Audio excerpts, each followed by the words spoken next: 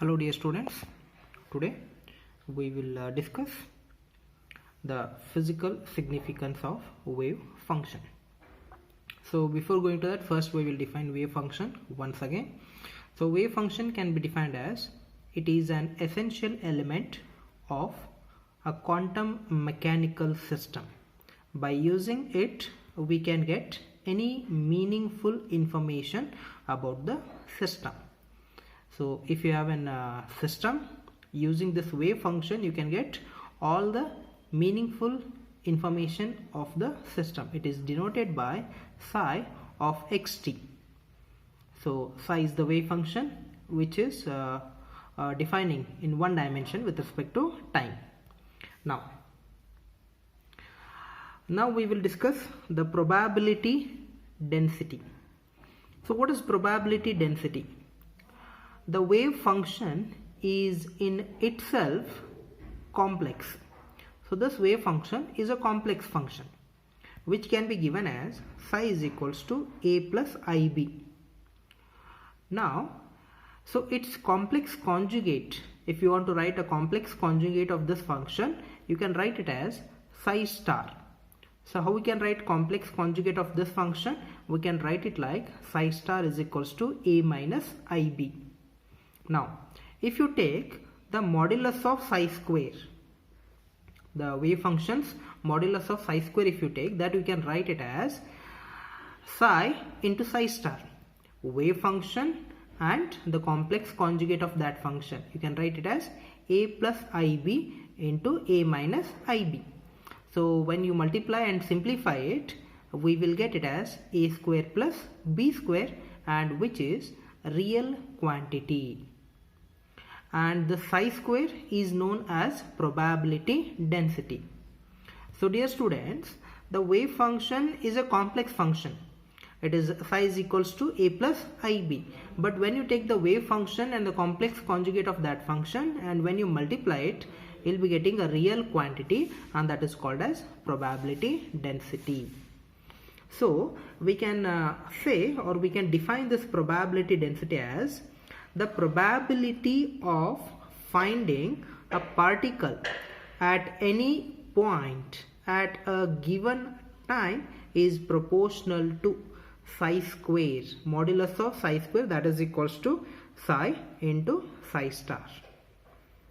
So if a large value of modulus of psi square means strong possibility of finding the particle at that point at any given time. So if the probability density value is more, then we can say that the finding the particle at that point will be more. So this is what the probability density. Now let us discuss what are the properties of these wave functions. Properties of the wave function. Now, a wave equation has many possible solutions, but every solution is not acceptable. Only those solutions are acceptable which has following properties. Now for example, yesterday we have derived the Schrödinger wave equation. So this is a second order differential equation, and when you solve it, you will be having more than one solution.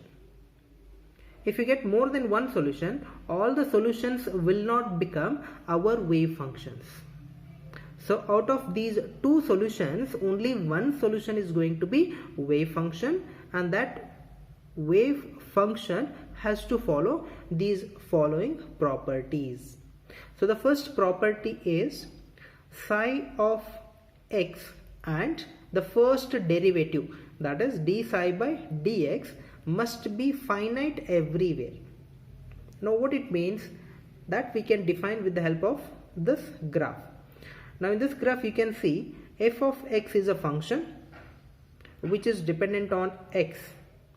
Now this f of x should give you always a finite value everywhere. But if you look at this graph, it is just tending towards infinity and then it comes back. So at this point, this graph is not defined properly. So if any wave function is infinite, then that is not our wave function. So this is the first property. Then the second property,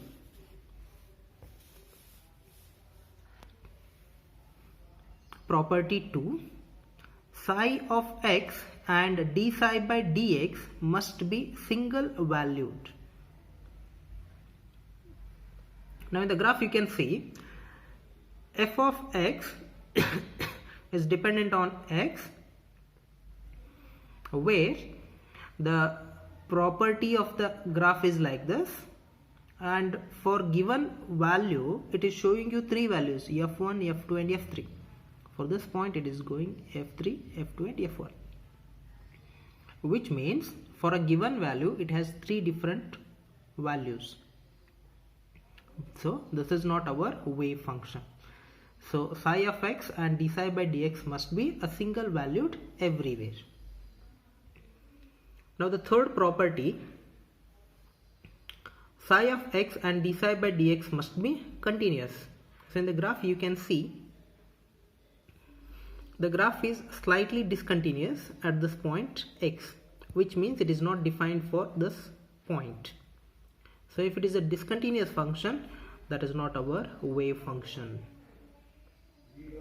And the fourth property is psi of x must vanish at infinity for bound states.